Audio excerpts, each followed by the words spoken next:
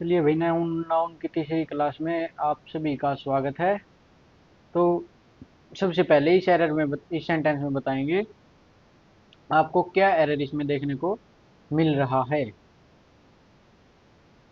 चलिए सबसे पहले इसके बारे में सीखते हैं, भी क्या दिक्कत है। सबसे पहले ध्यान से देखेंगे और इसमें एरर बताएंगे।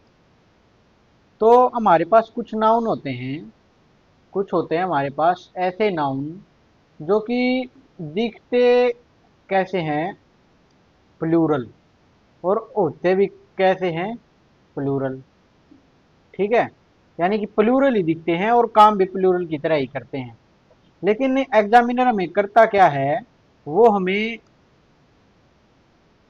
वर्ब की एरर दे देता है कई बार। यानी कि ये होते हैं प्लूरल, जैसे कि मैंने बोल दिया अलम, इसका मतलब होता है बीक या फिर दान। इसमें करेगा क्या, या तो इसका एस हटा देगा या फिर इसके साथ सिंगुलर वर्ब लगा देगा। ऐसा करेगा वो हमें हमें इस जैसी एरर हमें देगा। जैसे कि कुछ वर्ड हैं, जैसे कि मैं आपको बोल के दिखाऊंगा, तो उनमें आते हैं हमारे ये वर्ड जो आप अभी भी देख रहे हैं। अलम्स माने होता है बीक या दान। अमेंड्स माने होता है अर्जाना या क्षतिपूर्ति। एरियर्स माने होता है बकाया राशि। बिलोंगिंग्स माने होता है सामान। आउटस्कर्ट्स माने होता है बाहरी क्षेत्र, सीमा। मेंस का मतलब है पूर्वजों की आत्माएं। मेंस, इसकी स्पेलिंग इंपॉर्टेंट है, MENES।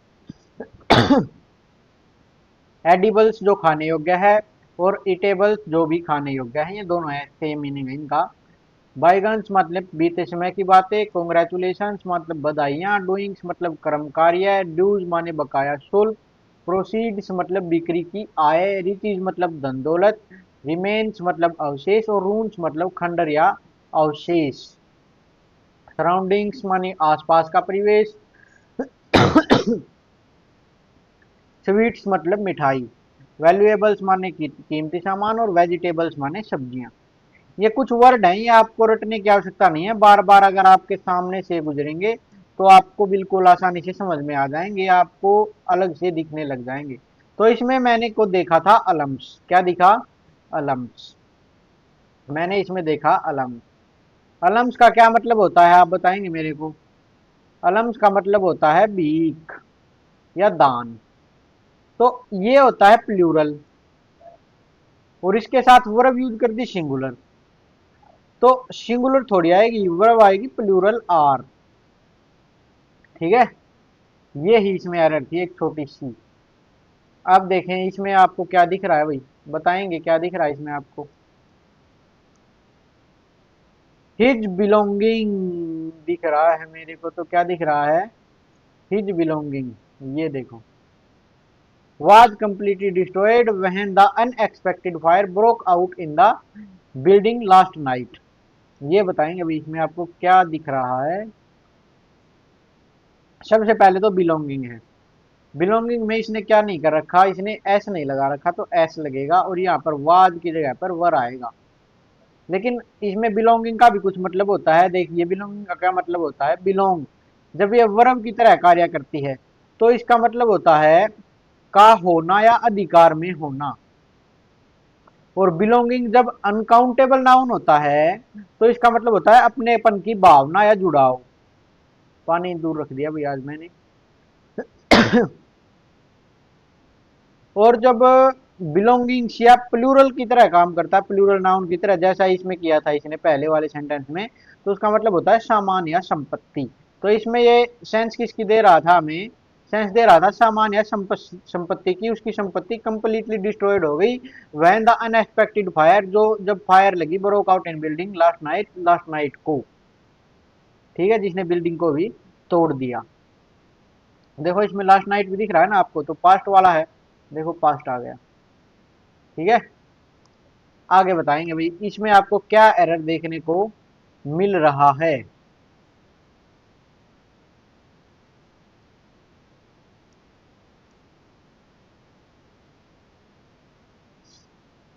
प्रोसीड्स का मतलब होता है भैया, प्रोसीड्स का क्या मतलब होता है? प्रोसीड्स का मतलब होता है बिक्री या कमाई, इसका यह मतलब होता है। Mega charity shows was directly transferred to the flood relief fund yesterday. अब इसमें बताएंगे क्या एरर आपको देखने को मिल रहा है। तो प्रोसीड्स, प्रोसीड्स एक प्लूरल नाउन है, तो इसके साथ यूज कैसी वर्ब होगी, प्लूरल वाज नहीं वर। ठीक है, आगे चलेंगे भाई। इसमें बताएंगे आपको क्या एरर देखने को मिल रहा है। इसमें ये एरर है, इसमें बताएंगे क्या आपको देखने को मिल रहा है। एरियर का मतलब क्या होता है, सबसे पहले मेरे को बताएंगे एरियर का मतलब क्या होता है। एरियर का मतलब क्या होता है, एरियर का मतलब होता है बकाया, और ये एक प्लूरल नाउन है, इसके साथ एज नोट मीन नहीं, इसके साथ आएगा एव, बस। He recently bought a luxury flat on the outskirts of the Delhi to escape the dirty traffic. इसमें क्या दिख रहा है आपको, इसमें दिख रहा है आउटस्कर्ट। ये आउटस्कर्ट नहीं होता, ये क्या होता है, आउटस्कर्ट नहीं होता, ये होता है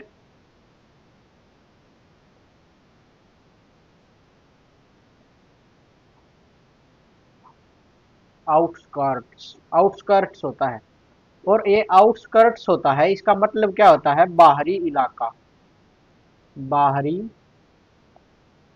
इलाका या एरिया, बाहरी इलाका या area. He recently bought a luxury flat on the outskirts of Delhi to escape the dirty daily traffic. तो उसने दिल्ली के बाहरी इलाके में क्या लिया है, फ्लैट लिया है। क्यों, क्योंकि उसे बचना है किससे, डेली ट्रैफिक के, जो किसका है, दिल्ली का। ये उसका मतलब था। और ये इसके साथ कैसी वर्ब आएगी, प्लूरल, लेकिन वर्ब तो है ही नहीं, तो ये इसकी एरर थी, यहाँ पर आउटस्कर्ट्स आना चाहिए था, आउटस्कर्ट गलत है, ये सही है।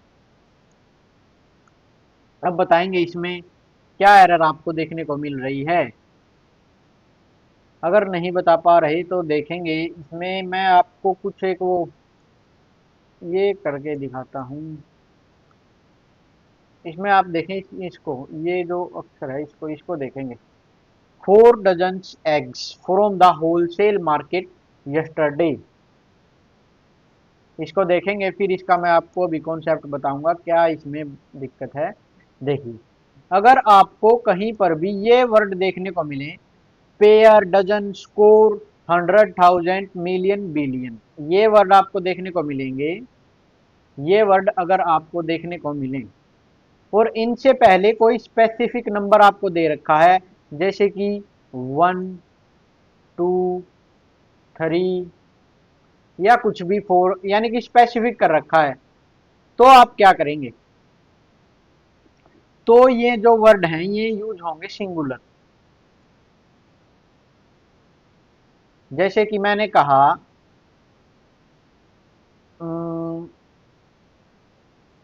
2 डजन, क्या ये सही है, या फिर मैं ये कहूं 2 डजन, इन दोनों में से कौन सा सही है बताओ भाई, इन दोनों में से कौन सा आपको सही दिख रहा है, इनमें से कौन सा आपको सही दिख रहा है, इनमें से सही पता है कौन सा है, इनमें से सही है ये।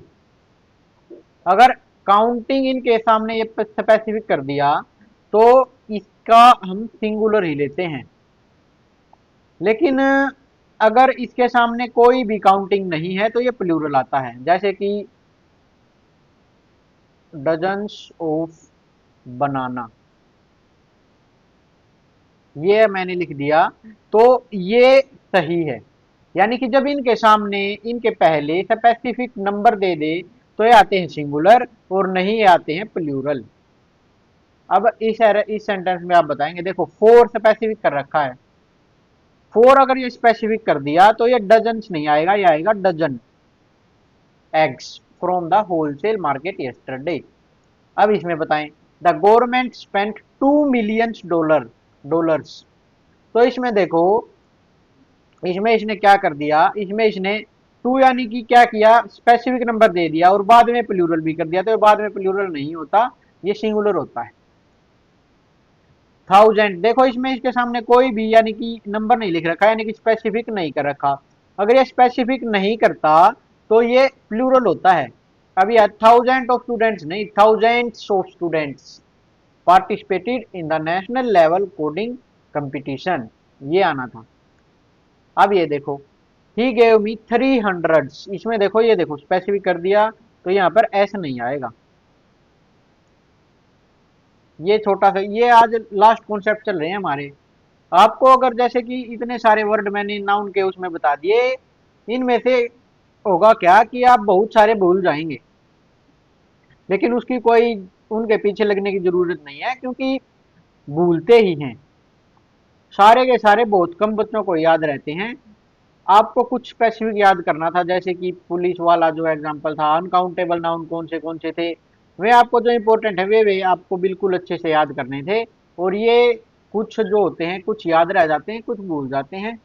कोई ज्यादा परेशान होने की इसमें आवश्यकता नहीं है। अब इसमें बताएंगे, इसमें आप कहेंगे कि भाई देखो, ए यानी कि स्पेसिफिक कर दिया, स्पेसिफिक कर दिया, ये सिंगुलर है 100, ये रुपीज, ये ठीक लग रहा है, बिल्कुल सही सही कहेंगे, लेकिन ये सही नहीं है। ये सही क्यों नहीं है, यहाँ पर एक अक्षर आता है, यहाँ पर एक ये स्लैश वाले, जैसे कि जिसमें ये हो, ये जैसे कि मैंने कहा 5 स्टार होटल, तो क्या ये सही है? तो ये सही नहीं है, क्योंकि जिसमें ये स्लैश वाला आता है उसमें हम प्लूरल नहीं बना सकते, 5 स्टार होगा। तो क्या होगा, 5 स्टार। तो इसमें 100 रुपीज नहीं, 100 रुपी होगा, क्योंकि इसमें बीच में ये आया हुआ है। और इसमें देखो, इसमें भी ये आ गया, तो इसमें 5 स्टार नहीं, 5 स्टार। इसमें ये बताओ 10 माइल्स नहीं, क्यों, क्योंकि ये है तो 10 माइल। अब आगे बताएंगे भाई, अब इसमें बताएंगे, the committee was divided in its opinions regarding the new policy. तो जब आपको ये वर्ड मिले, जब आपको क्या मिले, ये वर्ड मिले, जैसे कि jury, committee, team, family, audience, panel, ये वर्ड जहां पर काम करेंगे, ये काम करते हैं एक तो इकट्ठा और एक अलग अलग। जब ये इकट्ठा काम करते हैं तो ये सेंस देते हैं सिंगुलर की, और जब ये अलग अलग काम करते हैं तो ये सेंस देते हैं प्लूरल की। तो अब हमें ये देखना है सेंस कैसी देंगे। देखो, इसमें कमेटी वाज डिवाइडेड यानी कि बट गई, बट गई तो यानी कि प्लूरल की तरह सेंस दे रहा है, तो वाज क्या कर रहा है, यहाँ पे पर आएगा वर। अब देखो, इसमें देखो क्या कर रहा है, the audience is taking it seats in the auditorium before the show. Show से पहले ऑडिटोरियम में जो ऑडियंस है वो अपनी सीट्स पर बैठ रही है, तो एक ही सीट्स पर थोड़ी बैठ रही है, सभी अपनी अलग अलग सीट्स पर बैठे हैं, तो प्लूरल की सेंस दे रहा है, तो यहाँ पर आएगा are. The team were celebrating its victory with great joy and enthusiasm. तो यहाँ पर टीम जीत गई और वो सेलिब्रेट कर रही है, तो यानी कि इकट्ठी सेलिब्रेट कर रही है, तो यहाँ पर वर क्या कर रहा है, वाज आएगा। ठीक है।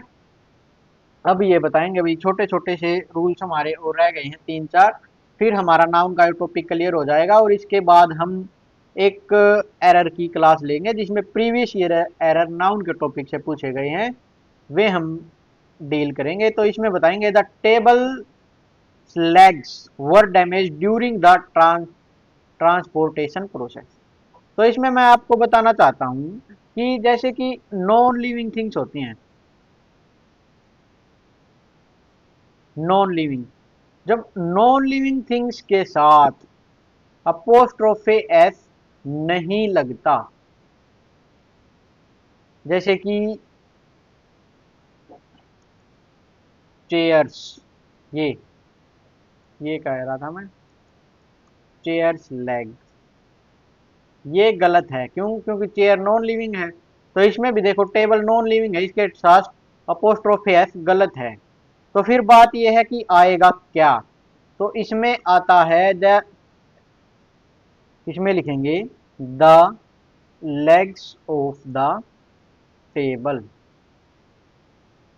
क्या लिखेंगे, the legs of the table. ठीक है, हाँ, यानी कि नॉन लिविंग के साथ अपोस्ट्रोफी एस यूज नहीं करना, ये मैं आपको बताना चाह रहा हूं बस। अब ये बताएंगे, अब इसमें मैं आपको क्या बताना चाह रहा हूं, इसमें बताना चाह रहा हूं कि दो दो नाउन्स के साथ क्या नहीं लगता, इकट्ठा अपोस्ट्रोफे नहीं लगता। माई ब्रोदर्स फ्रेंड्स कार, ये गलत है। यहां पर लिखेंगे the car of my brother's friend, ये ऐसे लिखेंगे। Met with an accident yesterday morning, ये ऐसे लिखते हैं। दो नाउन के साथ एक साथ अपोस्ट्रोफी एस नहीं लगाया जाता। अब इसमें बताएंगे, ये आज का हमारा लास्ट एरर है, इसके बाद हम आपका नाउन कंप्लीट हो जाएगा। ठीक है, ये बताएंगे भी आपको क्या इसमें एरर दिख रहा है। I can rely on your advice not somebody's else in this critical matter. तो मैं आपको कहूं जैसे कि समबडी,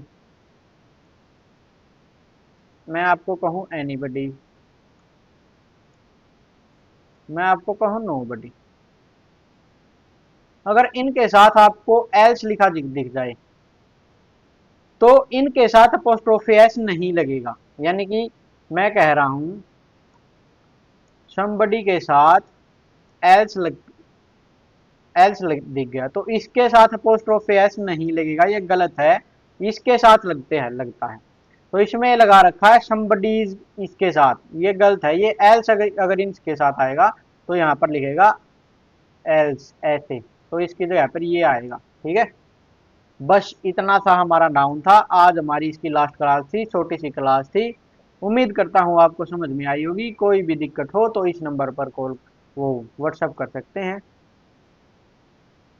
थैंक यू भी सभी को, आपका दिन शुभ हो।